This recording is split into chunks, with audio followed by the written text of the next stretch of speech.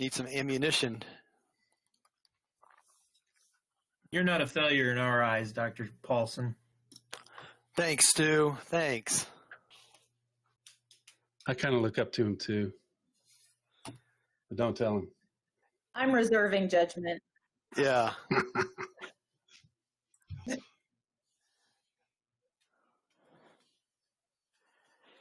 Well, this ought to be fun. Hopefully Mike Selby's on, because I plan on making fun of him eventually. Yeah, there he is. They are. There he is. Okay, those good. Darn Selbys. Those darn Selbys. Dr. Paulson, we have crested over 10, so now your adrenals can start working. Yep. I thought you were going to show me my potential, Paulson, but now I feel like you're just gonna hurt my potential. Yeah, I'm going to show your potential, but I'm going to destroy your ego, Selby. That's what I do. That's what I do for a living. That's good. That'll help me get through doorways. My head's a little big. Well, here we are at the top of the hour. In the interest of everybody's time, let's go ahead and get this started. Listen, it's my distinct pleasure to welcome today to the MKRC Summer Seminar Series, Dr. John Paulson. Dr. Paulson is a DO, has a master's in zoology, a PhD in, I think, pharmacology. I believe you got that with Gary Watson, maybe? Might have had something to do with that. And FAAFP, believe that has to do with Family Practitioners Society. All from Oklahoma State, and in '95, twice from Oklahoma State.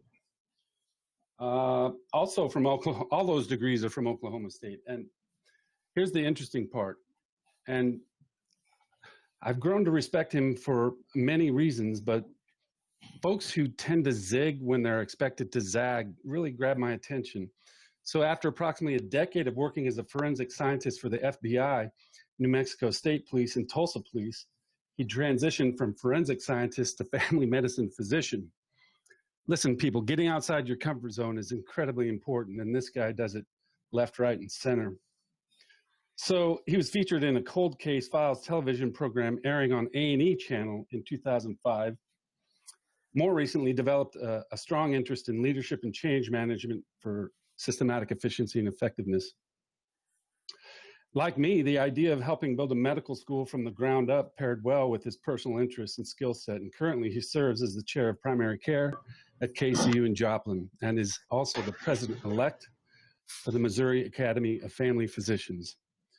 He's also vice president of the Community Clinic Board of Directors in Joplin, and participates in Osteopathic Health Policy Fellowships. And on a personal note, let me add here, he and I got on the bus together in this KCU Joplin experiment, and have come up to ranks together in this institution. And I think you and I, John, share a special kinship. And it's very noteworthy that cross-departmental unity, as evidenced by you participating so strongly in this seminar series, is really strong. And I appreciate you. You're outstanding. So without further ado, I'll let Dr. Paulson speak for himself. Let's welcome Dr. Paulson. Thanks, Jeff. It's going to be an interesting time. This is really my first live presentation here. And I thought when we talked about the summer series, to me it was a bunch of students in the summertime that were doing research, whether that be basic science or clinical, and I wanted to put something together that would really capture their attention, but that was a little bit lighter. So today we're going to talk about failure, forensics, and potential. I want each and every person here, I think there's a little bit in this for everyone, and I think it'll help us understand, especially for the people on my team that I've invited and a lot of advisees and folks like that, to understand kind of how I got here and maybe why I do some of the things I do. Zig instead of zag, like Ostrander said. So any good talk starts in the beginning with the definition. So when you look at the definition of failure, failure is defined as the omission of an expected or required action, an unsuccessful person, enterprise, or thing, lack of success. And what really captured my attention is you look at this Forbes quote is really failure is defined, it's like a diagnosis of exclusion. you will define success, and anything less than your success is considered failure. So that really caught my attention. So I started to ask the question, is failure positive or negative? When I first started putting this talk together, I broke out the physics book, and I was going to try to do a mathematical equation to kind of make this fun. But I'm going to ask some questions today about failure and success. And I hope today that even though there's not going to be a lot of active learning today and a lot of participation, I hope that you leave this talk and have some time of reflection and to look into the things that we talk about today or I share with you today and apply those to your life in a positive way, and, you know, kind of go from there. So I would once again go back to failure as a stated condition when you don't meet a desirable or intended objective. Is actually seen as the opposite of success. And so when you look at the definition of extreme fear of failure, aticophobia is the actual medical condition. And as I continue to look into this and think about what we were going to talk about today, I started looking at medical diagnosis. So individuals coping with aticophobia can experience crippling self-doubt, extreme fear of failure due to perceived ridicule that they face because of that failure. So when I think about this and when I started putting slides together, this really captured my attention because I thought about test anxiety and about how students and practicing physicians, as they prepare for their boards, deal with what they define as success and failure, whether it's a number. You know, in the student world, test scores and pass-fail and all these things are always at the top of our minds, and we're always looking to get a better score, make a better number, do something a little better. So let's talk about Noah McBicker. Noah and his brother Cleo worked for a soap company. And they discovered this clay when they were working in this soap company that could clean soot off the walls. Back then, the wallpaper was paper, and you couldn't wash it with soap and water. So they developed this clay, and they would roll it on the walls, and it would take the soot off. And so they had this great invention until vinyl wallpaper came along, and then their clay was no longer needed. And so their invention then became a failure. Now, Kay, as you'll see in here, was a school teacher, and she noticed that she used this clay for the kids to play with in their nursery school, and she let her brother-in-law know that what she was doing with this stuff, and he was actually related to Noah and Cleo. And so they added color to this, and they called it Coutal's Rainbow Modeling Clay. Now, if I was a really good lecturer, I would put up a set of questions here and say, what do you think this is? Does anybody know what Coutal's rainbow modeling compound is today? Is it Play-Doh? It's Play-Doh. It is Play-Doh. Good. Okay. So today I'm going to talk about my story and about how I got where I was. And this guy, Dr. Ostrander, is really who shaped me into the person I am today. When I went to school at Oklahoma State, I was entered school as an undergraduate, and I wanted to be a veterinarian. I'd been working in vet clinics in high school and that kind of stuff, and so I started working for Dr. Ostrander, and I took care of fish, and I took care of zebra danios and rainbow trout, and he was a very big cancer biology researcher, and we had these tubs that were filled with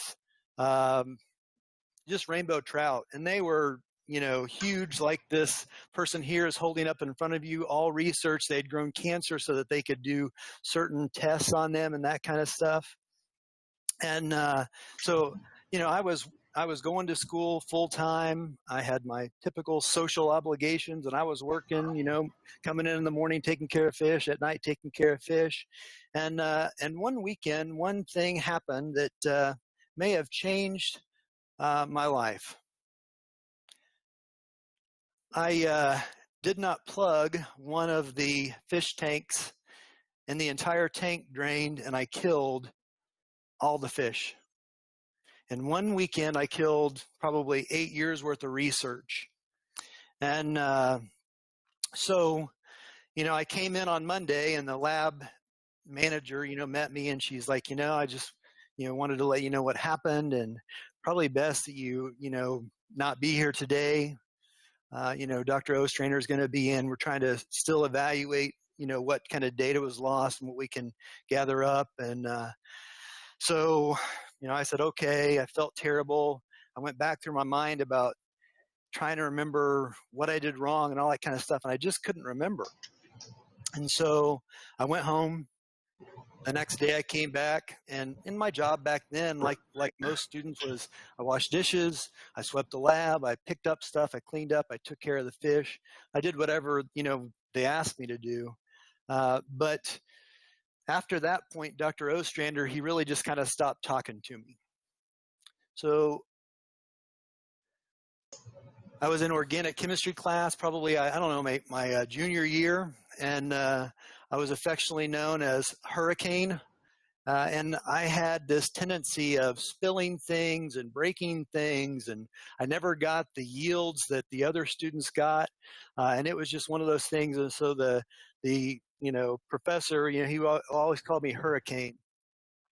And I kind of got frustrated one time, and I was talking to him, and Dr. Bunce was his.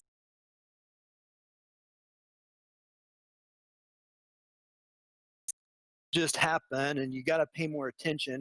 He gave me some coaching and that kind of stuff because I had messed something up, spilled something, whatever it was. And he told me this story about this compound right here. And he said, there was this chemist that was working on this experiment looking to discover some kind of vitamin, and he ended up spilling this material on his arm. Cleaned his mess up, went out in the sun, and noticed that area did not get sunburn like the rest of his body. And I couldn't find the original citation, but this is para-aminobenzoic acid, and this is what's in sunscreen. And so the encouragement he gave me was that sometimes, even when mistakes happen or failure occurs, good things come out of that. And that was certainly insightful to me. There was a Harvard Business Review leadership journal that was done, a few years ago, and they talked about the spectrum of reasons for failure.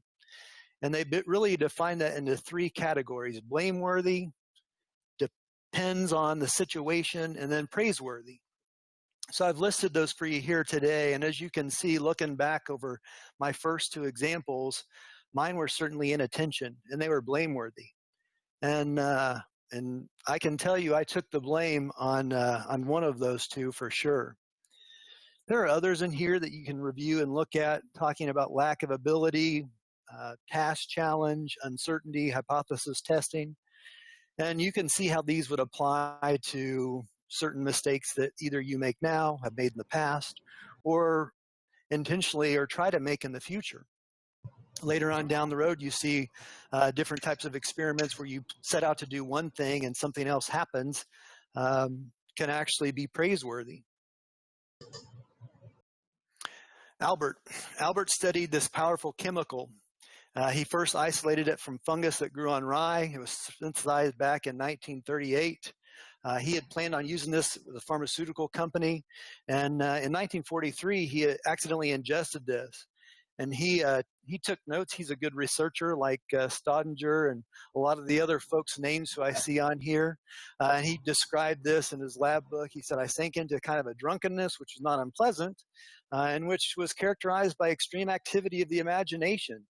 And he described things about light being extremely bright when he had his eyes closed, and there were some other descriptions about tasting colors and things of this, which a medical term for that is synesthesia.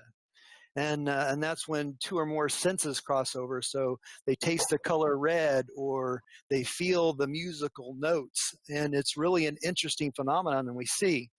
Now, Albert was so intrigued by this, he continued to dose himself with this medication, and until he was noted for discovering, anybody know what this one is?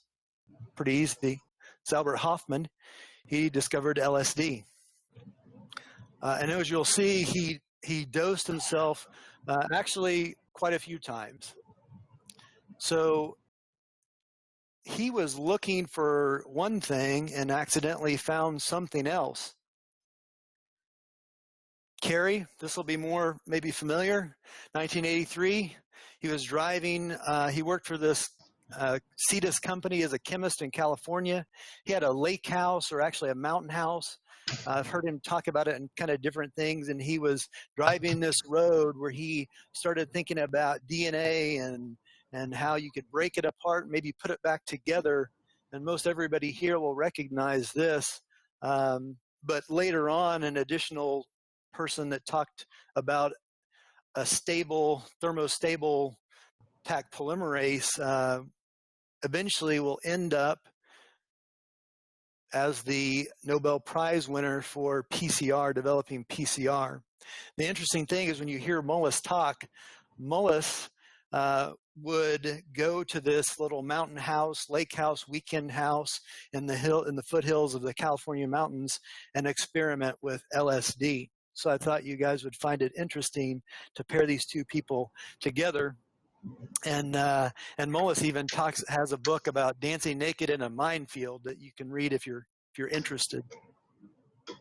So remember back, I killed all these fish and decades worth of research and was sent home on Monday. Tuesday I showed back up, started washing dishes and clean. I want you to fast forward to my senior year, probably 3.5 years down the road.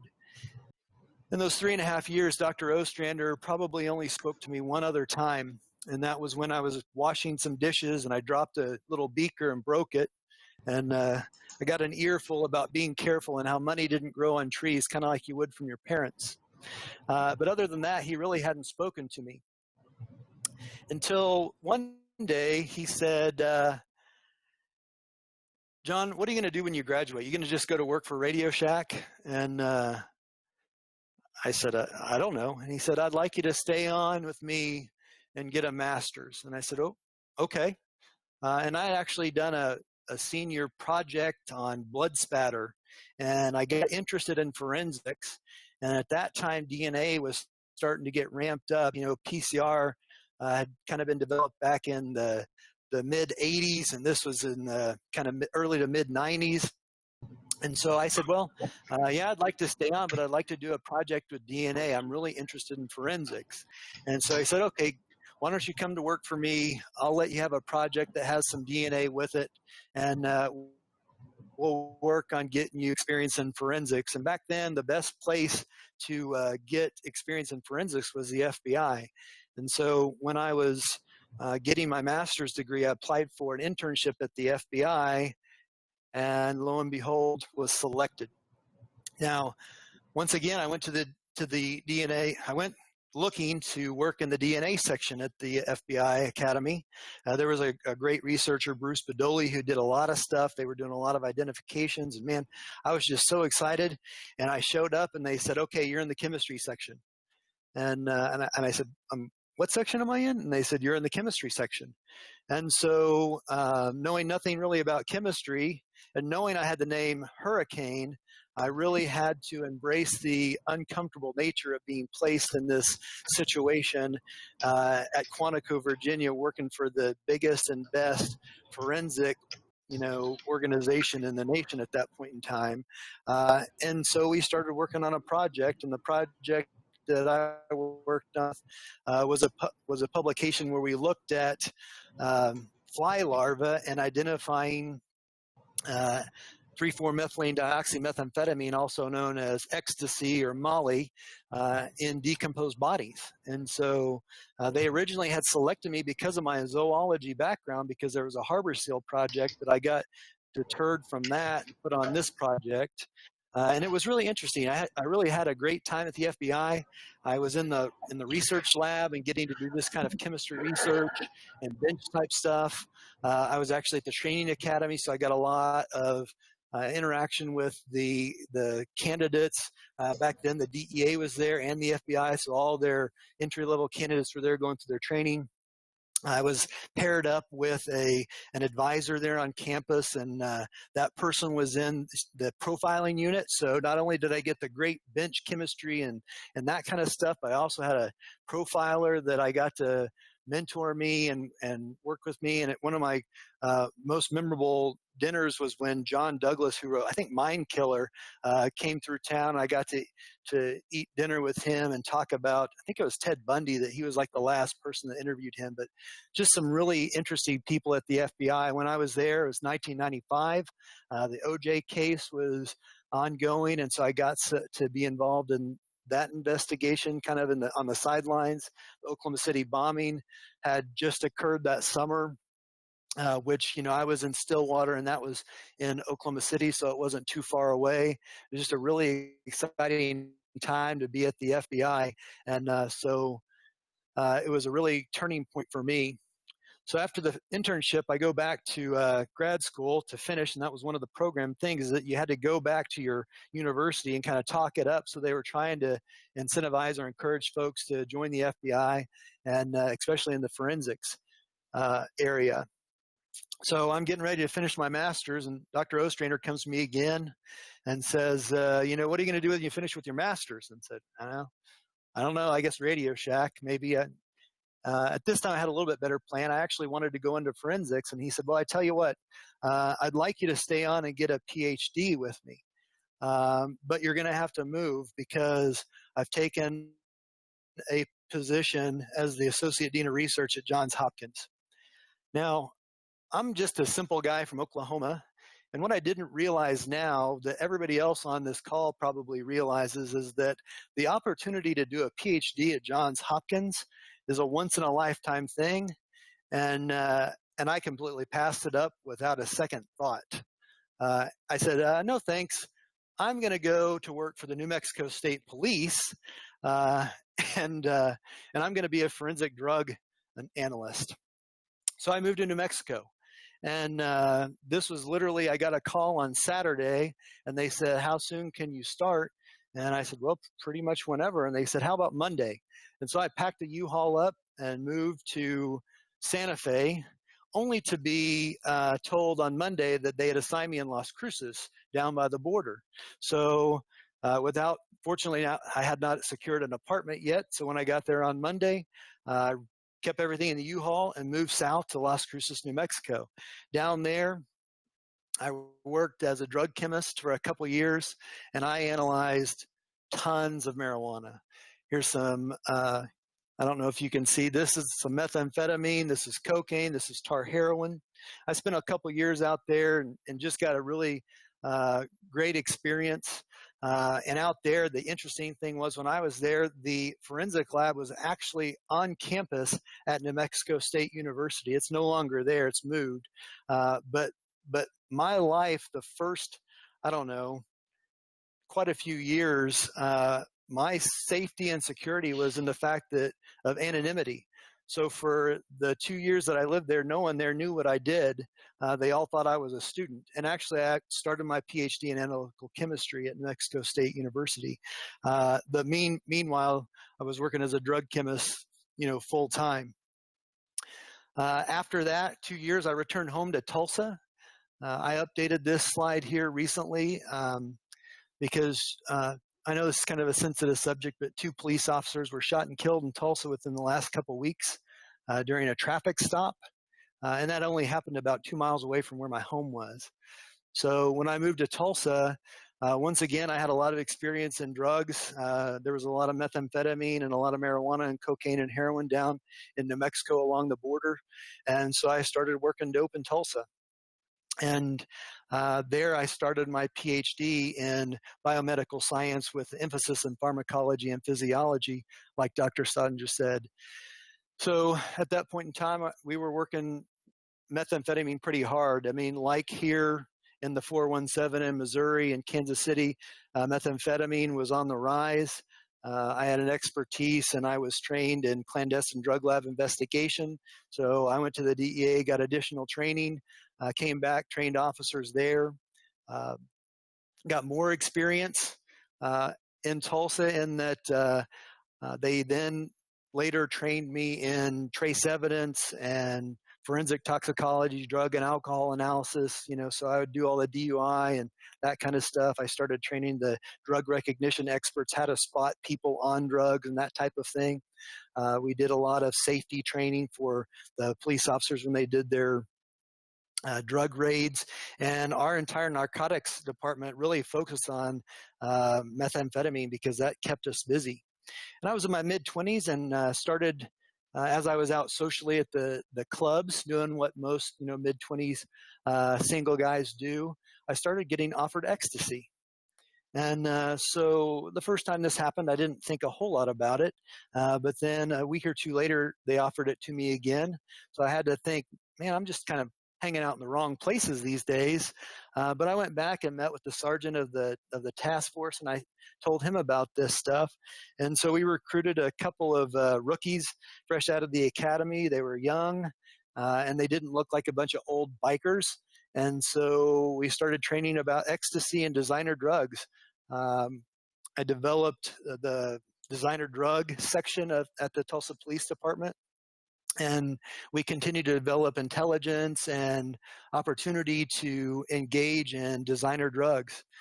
It was probably less than a month or so later when I went on my first search warrant with the guys, and we raided a house early in the morning and found a gallon Ziploc bag full of probably about $30,000 worth of ecstasy. And the interesting thing about this was, one, it was actually purchased in Kansas City, just so everybody knows that, which is interesting. But the person that was house we raided was actually a chiropractor, and there was an ER nurse that was home when we kicked the door that morning, and she was flushing about an ounce of marijuana down the toilet when we entered the house, but I don't think she even knew about all the ecstasy, but they were distributing this to high school students in Broken Arrow. So I felt pretty good about that because our team had really, I think, made an impact and taken a lot of ecstasy off the streets. I spoke at several high schools around the Tulsa area, and we started doing some educational programs. We were probably one of the first departments in Oklahoma to serve a warrant on a GHB lab, gamma hydroxybutyrate. It's known as a date rape drug. There was a person that was making this, and they were trading GHB for marijuana at one of the local adult dance places. And so it was interesting because the police officers were not able to secure a warrant, and they actually came to my house and picked me up and went to the judge's house. And with the knowledge about this being a date rape drug and the amnesia that goes along with this class of drugs, and the girls not being able to, typically it was females that were drugged at that point in time, or that was what our knowledge was, when they were not able to even identify the perpetrator who gave them the drink because it has somewhat of a retrograde amnesia effect, then the judge signed off on the warrant, and we secured our first GHB lab there in Tulsa. So it was really great to be in Tulsa. We did a meth labs kids thing where we would take kids taken out of meth labs. We developed technology to identify methamphetamine in the urine of the children that were present in the meth labs. And so with that, there was another publication, Penny Grant, which is the PI on this, was a pediatrician in Tulsa at the Justice Center. And with collaboration with her, I was able to work with the SANE nurses to do training, and we got a publication out of that. Now we're about 30 minutes into it, and I know this is a lot of information. I'm happy to kind of pause and take any questions here for a minute or two, if there are any, or we'll just go ahead and get into the next case. Is there Does anything? anybody have any questions for Dr. Paulson? Okay, so seeing that, I tell you what, if you guys want to put stuff in the chat or email me afterwards, I'll be happy to talk more one-on-one or in small groups after this, because I know this is really just, hopefully you guys are sitting there eating your lunch and enjoying a little bit of entertainment. So let's get back to the show here. So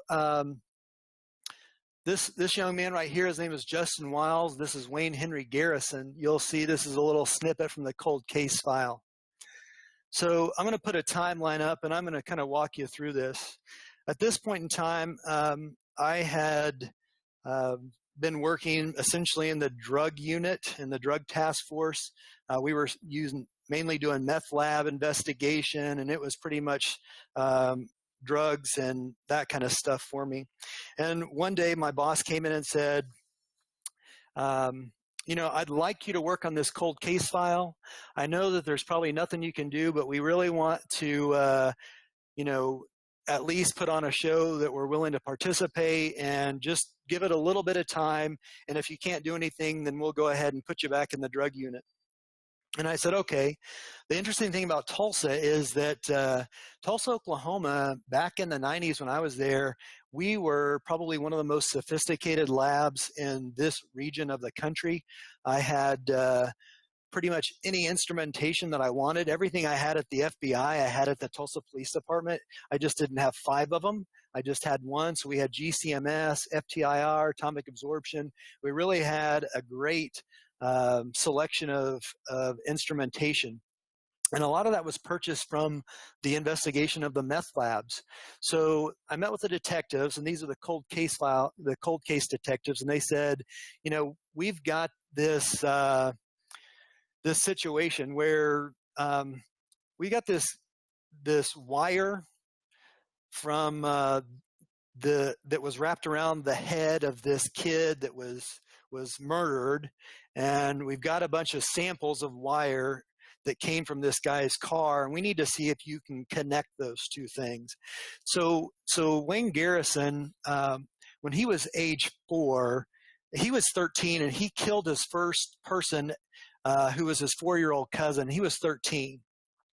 So when you're 13 and you kill your 4-year-old cousin, they put him into a psych hospital. When he was out at age 14 on a pass from the psych hospital, he killed his 3-year-old cousin, and he was put in jail until he was about 17. So by 17, Garrison had killed 2 children, one 3 and one 4, both of which were cousins or related. So Garrison in 1989 was about 29, and Justin disappeared, and parts of his body were found later. The interesting thing is that DNA hadn't quite gotten the steam back then, and so what was actually found was a torso at Lake Bixoma, and the torso, the head, genitals, arms, and legs were cut off. So essentially they cut off the fingerprints, they took the dental stuff away, and a torso was left to be found. Eventually, pieces of the body started coming to the surface. He had weighed a rock down with the skull, but as the pathologists that are on the call could probably detail to you, as decomposition occurs, gases build up. So basically this head became a bobber. And so we started finding pieces of this kid's body that had been sunk in Lake Bixoma, which is a lake, this small lake that's just south of Tulsa. And so all it really had was some wire that was around the child's head and that rock, and then there was a bunch of bags of wire and materials that were seized from the back of Garrison's car back when they originally had arrested him. As you can see through this timeline, what happens is, and I'll kind of give you the short version, is we didn't really have enough in Tulsa to convict him when Justin disappeared in like 1989, 1990, and so they essentially ran him off. And I guess he went to North Carolina. He ended up getting in trouble because of some false insurance claim, did a little time, went back to North Carolina. And the policeman in Tulsa had communicated to the policeman in North Carolina. They said, if any children come up missing, you need to take a look at this guy. So February 9th, 1996, this child comes up missing. The authorities go to Garrison, get a search warrant, and they find this kid drugged up and tied up in his bathtub. And fortunately for that child, no, he did not die. He was actually saved. So Garrison is arrested and put in jail. So this gets us to the point where I get involved. Back in August 1999, the cold case file people meet with me, and they say, we've only got a couple months. He's going to be released in October. So if we're going to make this case, we've got to make it. So back then I had started doing some trace evidence analysis. I had gone to the FBI school on duct tape analysis. And in this situation, I started becoming very familiar with wire composition, number of strands, all that kind of stuff. And the interesting thing about this is that on this wire that was around Justin's head was a smudge about the size of a period on a piece of paper. And I had found it with a microscope, and I compared that substance to a substance that I found on the wire that was in Garrison's trunk. And this is what I want everybody here to think about, is that and you know, I'm from Oklahoma, and I like to bow hunt, so I spend a lot of time in what are called tree stands, where you sit there really quietly for hours at a time, just kind of waiting. And I made this connection while I was just sitting there on a weekend, you know, by myself. And what I did was I found out that this was body cock, because when I was in high school, I played with speakers, and I got this stuff on my hands when I was in the trunk of my car. And so what I did is I started looking at body cock, and I was able to take that smudge that was about the size of a period, and I identified it down to the brand. It was 3M brand body cock. I then took that back to 3M, and I found the 3 different places in Tulsa where that stuff was sold and distributed back in the 1980s. And I met with the detectives back in early October, and I presented them with this. And I said, look, I don't know. I can't tell you exactly for sure that this wire is end-to-end match, you know, where they cut one end and you can compare the two against each other where they match. I said, I can't do that, but I can tell you same number of strands, same chemical composition. This material on this wire is 3M body cock. It was sold at this O'Reilly's, as an example, at this location in Tulsa. And I literally watched those guys stand up and jump around. What I didn't know was that Garrison worked at a body shop, and that place where that material was distributed was less than like a mile away from his shop. And that, in combination with a partial bite mark that one of the forensic dentists had was actually the evidence that allowed us to convict Garrison. He got life. You know, he originally got the death penalty, but since has pled and actually I think has life without parole. So if you guys are interested in this, you can actually search probably on the internet. You can search this season 4, episode 10, and watch it, and you'll see Paulson as a 25-ish-year-old greenhorn that's a forensic chemist. So let's talk about big pharma. All right, so large pharmaceutical company was working on a heart medicine. They did clinical trials. It was ineffective for treating the heart condition. Remember the spectrum of reasons for failure. Certainly it didn't fail for inattention or lack of ability. They had, PhD level scientists and probably smart medical students working for them. But what you see here is that they conducted an experiment to prove one thing, and it didn't prove that. But what they did find was, anyone want to guess what this is? Men noted this stronger and longer lasting erections, and Viagra came about when they were looking for a heart medication. Okay, so let's go back to failure. So once again, failure is not meeting a desirable or intended objective. And we've seen where failure is really the opposite of success. So when you look at the definition, and I just use Wikipedia because it was easy, potential is having or showing the capacity to become or develop into something in the future. Or someone or has qualities or abilities that may be developed to lead to future success. So I think what I would propose for you to consider is that failure is not a negative experience, but it's really just a measure. And if you never fail, and I know that my students and my advisees have probably heard me say this before, but if you never fail, you actually never know what your true potential is. And so as we look at this, we talk about setting the bar. And I drew this, and this is not out of any publication, and nor will it ever make one, but I wanted everybody to take a look at this.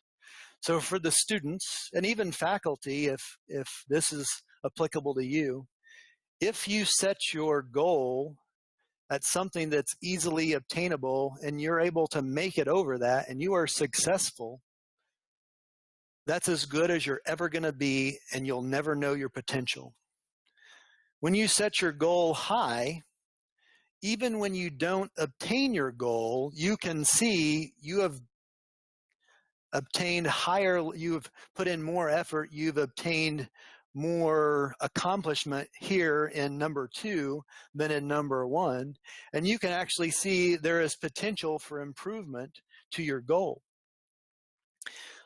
The thing that I want you to see is that if you don't continue to raise your goal, you'll never actually truly understand or see or obtain your maximum performance, which you may characterize as ability. And none of this is referenced because this is all kind of Paulson, putting his thoughts on paper. But for some people that are visual, I wanted you to see this because I really think that this speaks to us, because as faculty here, we try not to set the goal here because it's too easy for students to obtain. We are really the most interested in trying to get the most potential out of our students and teach them to continue to push their goal up higher as we ourselves continue to push our goals up higher, so that we can eventually have our goals equal our ability. So if our goals are the same as our ability and we just fail just below our ability or expectation, that's the maximum potential that we have. So a summary of kind of lessons learned and things that I want to kind of wrap up with is I want to encourage the students, and certainly in this time of uncertainty, set your goals high, and understand that when we set the goals higher than you want them, we're just trying to get you to reach so that we can help you see that true potential. And continue to raise those goals. Once you get to that goal after a week, a month, 10 years of effort, don't just stop there. Raise it a little more and continue pushing towards that.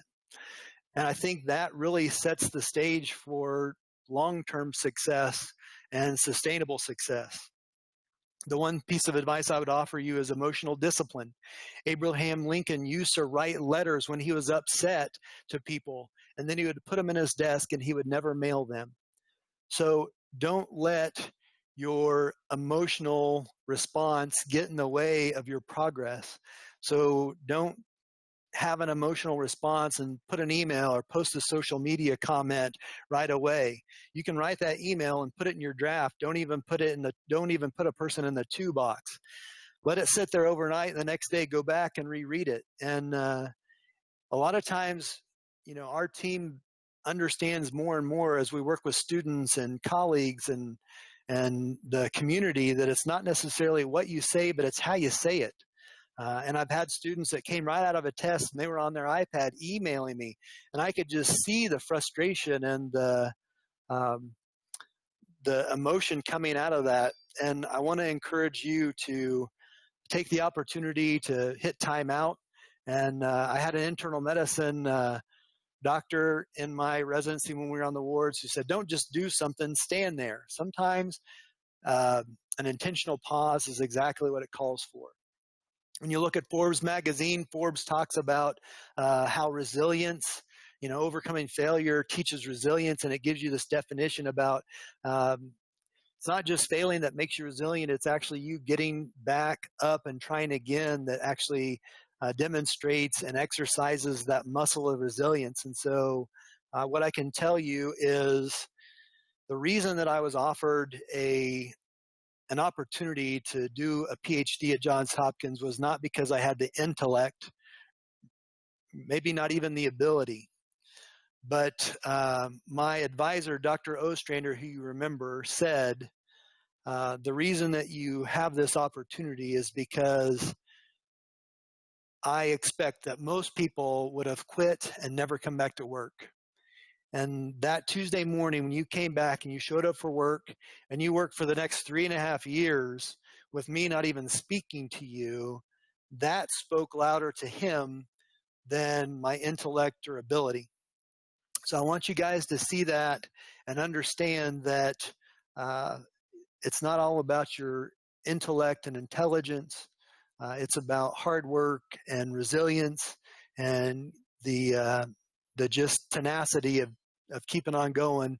And medical students and researchers alike will certainly learn that given enough time in the profession. A correction, I added this morning, and I recently went to some bias training. They talked about a trigger alert.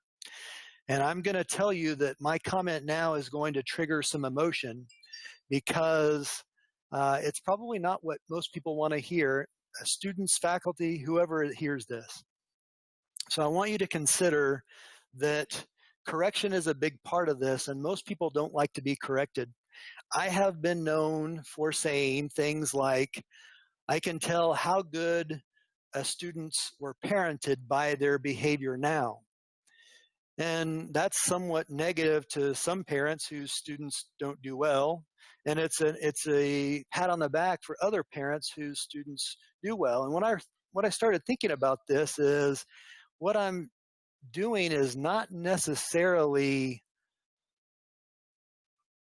evaluating the parents. That's really an evaluation of the students. So as each of you take this on and get a little meta and think about yourself and self-reflections and try to hopefully use this to get better, I want you to consider the fact that you need to develop comfort at being corrected, because I was not a good teenager. I was Hurricane Paulson in my undergraduate careers. I made unintentional and blameworthy mistakes, and I was corrected frequently. And for me, correction was something that was done to help me get better. And so I saw the people that corrected me as mentors and friends and colleagues. And it was a positive experience for me to be corrected. And I would hope that the people that I work alongside now would say that same thing about the correcting me as being something that is easily done and not easily done. But getting that comfort is somewhat difficult, and it's not always easy, because you have some people that are just intellectually gifted or gifted by opportunity, and they never have the opportunity of being corrected because things come so easy and the goal is so easily obtained that correction to them is difficult. And I think we see that in a lot of our students that are high performers that have really never had to be corrected because they either self-corrected or even faculty members, that have just always done such a good job. Correction for them is a negative thing. So let me tell you, as someone that does not have the intellect and was not a good person that things came easy for, correction can actually be very positive. And I would encourage you to embrace this, not only personally, but I can tell you that my wife would tell you that she corrects me all the time, as does my 9-year-old daughter. And so this is really something, correction in our house is something that's done from love. And so please consider correction as something that's actually positive, and embrace that opportunity when you have a chance. So one last thing, I want you to see failure as it is, just as a measure of where you begin and not where you end, and continue to push yourself to failure, because if you never see yourself fail, you've never actually seen your true potential. I think that's it.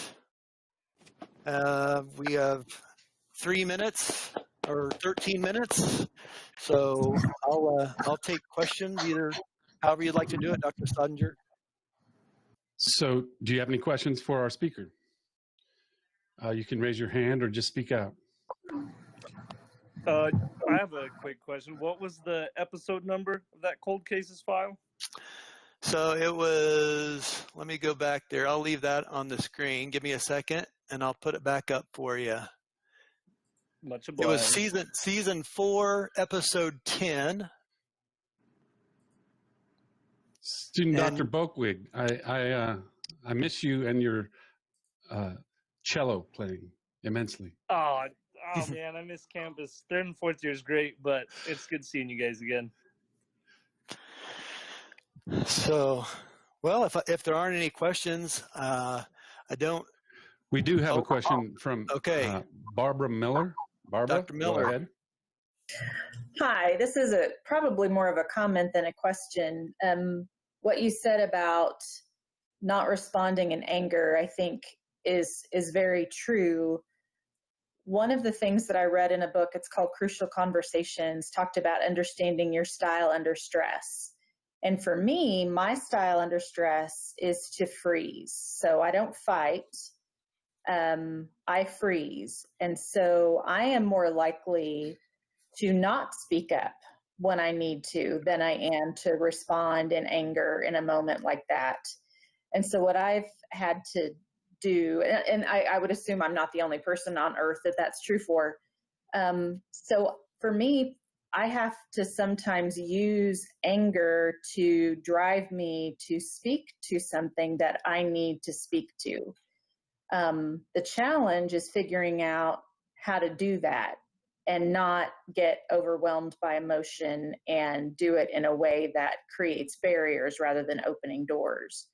So it's more of a comment than a question, but just a thought along those lines. So, Dr. Miller, you actually, I'm right there with you because I'm a hothead, and my daughter will tell you that her dad's a hothead. But the one thing, and I think that's what's really important, and you've really highlighted to us, is that correction. And it's having the mindset of correction and having your team members, family, spouse, whoever it is, correct you in those times when you respond with anger so that you get better. And we continue to push ourselves and just keep working to raise that bar all the time. So that's a great comment. Dr. Paulson, I had a comment.